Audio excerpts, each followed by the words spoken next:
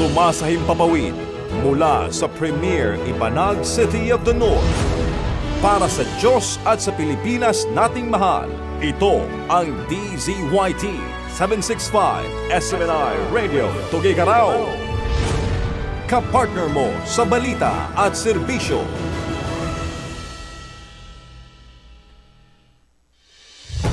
Mga balita, impormasyon, serbisyo at inspirasyon dito lang sa DZYT 765 SMNR Radio Tuguegarao.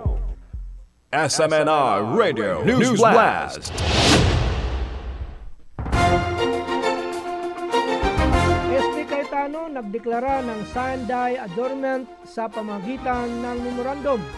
Naglabas si Alan Peter Cayetano ng memorandum na nagdeklara ng Sanday adjournment ng Senado kahit hindi siya personal na dumalo sa sesyon nitong Miyerkules.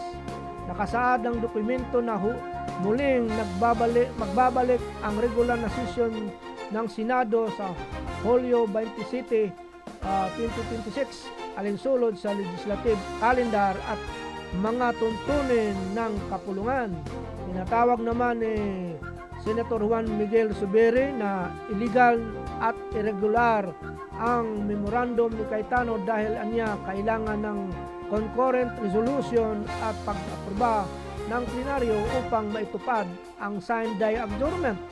Dinagdag ni Zubiri na bahagi ng proseso ang formal na pagpapaalam sa Pangulo at pagbuo ng komiteng naghahatid ng abiso bago maisakatuparan ang pangwawakas na sesyon ng Kongreso.